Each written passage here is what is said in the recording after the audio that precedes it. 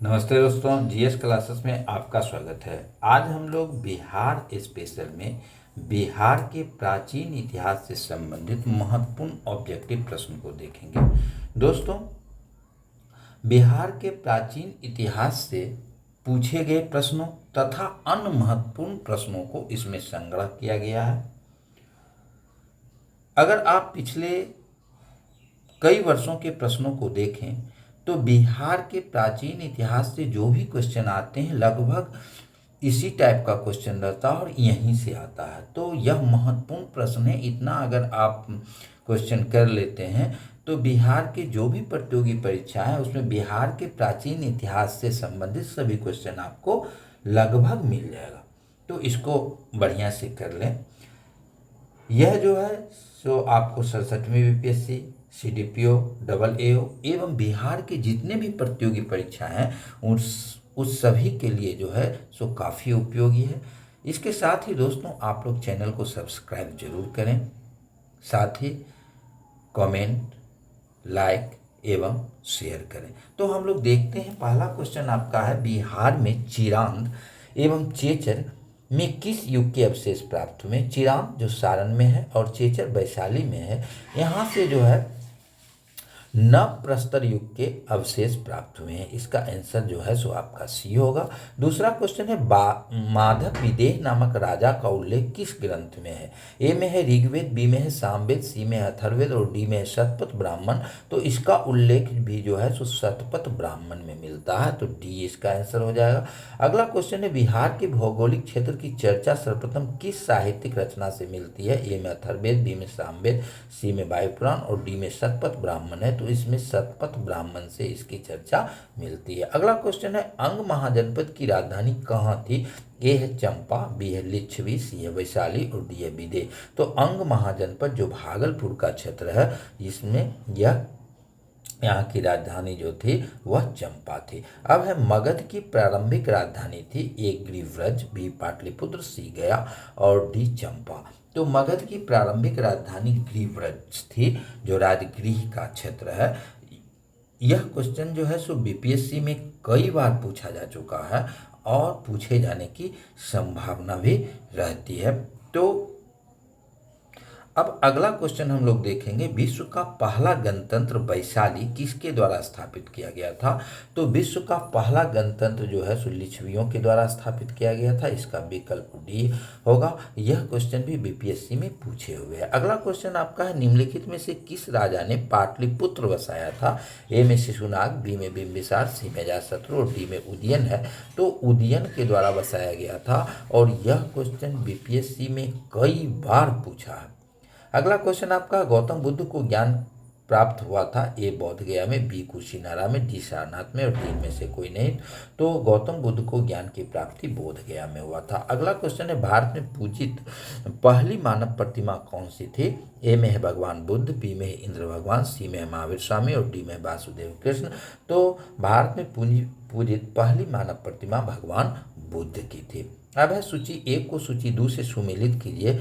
प्रथम बौद्ध संगति, द्वितीय बौद्ध संगति, तृतीय बौद्ध संगति और चतुर्थ बौद्ध संगति। प्रथम बौद्ध संगति जो है सो आपको राजगृह में हुआ था। द्वितीय बौद्ध संगति वैशाली में हुआ था, इससे मिला देना है। तृतीय बौद्ध संगति जो है सो आपको पाटलिपुत्र में हुआ था, इससे मिला देना। और चतुर्थ बौद्ध संगति कुंडलवन कश्मीर में हुआ था, इससे आपको मिला देना। अगला क्वेश्चन है निम्नलिखित में से किस शासक के काल में पाटलिपुत्र में तृतीय बौद्ध संगति का आयोजन किया गया था। तो तृतीय बौद्ध संगति का आयोजन अशोक के समय में किया गया था। अगला क्वेश्चन है प्रसिद्ध बौद्ध सारिपुत्र का जन्म कहाँ हुआ था। तो प्रसिद्ध बौद्ध सारिपुत्र का जन्म जो है सो नालंदा में हुआ था। अब हम लोग अगले क्वेश्चन को देखते हैं, जैन धर्म के वास्तविक संस्थापक एवं अंतिम तीर्थंकर महावीर का जन्म कहाँ हुआ था।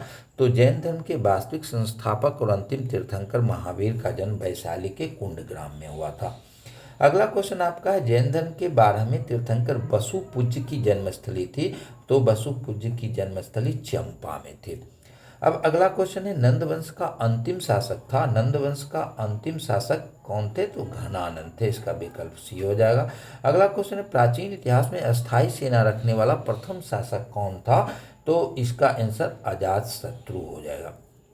अब अगला क्वेश्चन है, महावीर की मृत्यु के पश्चात श्वेतांबर और दिगंबर संप्रदाय में उत्पन्न मतभेदों को दूर करने के लिए प्रथम जैन सभा बुलाई गई थी। यह जो है सो आपको कहाँ बुलाई गई थी, तो यह पाटलिपुत्र में जैन सभा बुलाई गई थी। अगला क्वेश्चन है, चंद्रगुप्त मौर्य का प्रधानमंत्री कौन था, तो चंद्रगुप्त का प्रधानमंत्री चाणक्य थे, तो इसका आंसर सी हो जाएगा। अगला क्वेश्चन, वह स्रोत जिसमें पाटलिपुत्र के प्रशासन का वर्णन उपलब्ध है, ए में है दिव्यावदान, बी में है अर्थशास्त्र, सी में है इंडिका और डी में है अशोक के शिलालेख। तो पाटलिपुत्र के प्रशासन का वर्णन इंडिका में मिलता है, इसकी रचना मेगास्थनीज ने की थी।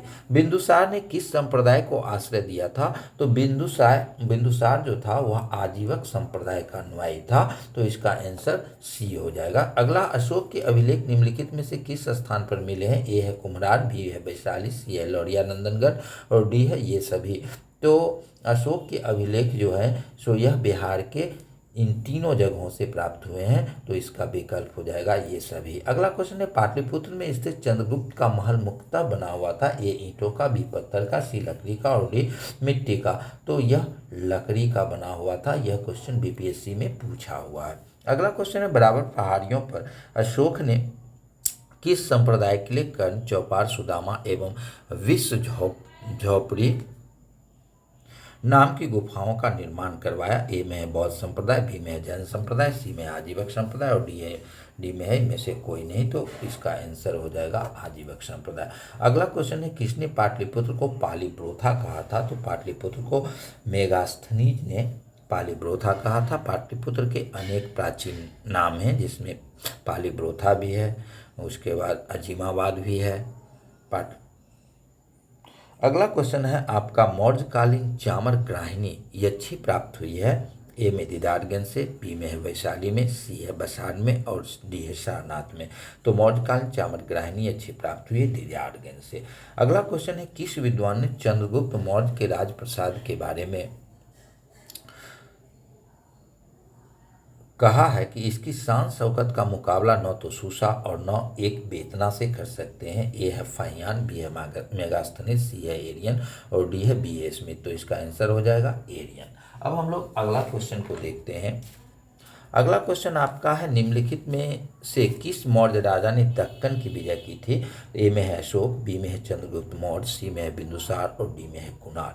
तो दक्कन की विजय चंद्रगुप्त मौर्य ने की थी, इसका आंसर हो जाएगा बी। अगला क्वेश्चन है, मौर्य काल में शिक्षा का सर्वाधिक प्रसिद्ध केंद्र था, ए में वैशाली है, बी में नालंदा, सी में तक्षशिला और डी में उज्जैन। तो तक्षशिला हो जाएगा। शुंग वंश का संस्थापक था, शुंग वंश का स्थापना पुष्यमित्र शुंग ने की थी, तो इसका आंसर ए हो जाएगा। अगला क्वेश्चन है, पुष्यमित्र शुंग ने अपनी दूसरी राजधानी कहाँ बनाई थी, तो दूसरी राजधानी उन्होंने विदिशा में बनवाई थी। अगला क्वेश्चन है, कर्ण वंश की स्थापना की गई थी, तो कर्ण वंश की स्थापना वसुदेव के द्वारा की गई थी। शुंग काल में राजाओं को किस भाषा को प्रोत्साहन दिया, तो शुंग काल में संस्कृत भाषा को राजाओं ने प्रोत्साहित किया था। अब है, शुंग वंश की राजधानी थी, तो शुंग वंश की राजधानी पाटलिपुत्र में थी। कर्ण वंश की राजधानी भी आपको पाटलिपुत्र में थी। अगला क्वेश्चन है, गुप्त संवत को प्रारंभ माना जाता है, तो गुप्त संवत 319 में प्रारंभ माना जाता है। अगला क्वेश्चन है, किस शासक के शासनकाल में के समय में मगध पर 12 वर्षों का अकाल पड़ा था, तो इसका आंसर भी होगा डी, यानी कि चंद्रगुप्त मौर्य के शासनकाल में जो है 12 वर्षों का अकाल पड़ा था। अगला क्वेश्चन है, चंद्रगुप्त मौर्य ने जीवन के अंतिम समय में किस धर्म की दीक्षा ली थी, तो चंद्रगुप्त मौर्य ने जीवन के अंतिम समय में जैन धर्म की दीक्षा ली थी। अगला क्वेश्चन है, प्रसिद्ध चिकित्सक जीवक किसके दरबार को सुशोभित करते थे, तो प्रसिद्ध चिकित्सक जीवक जो है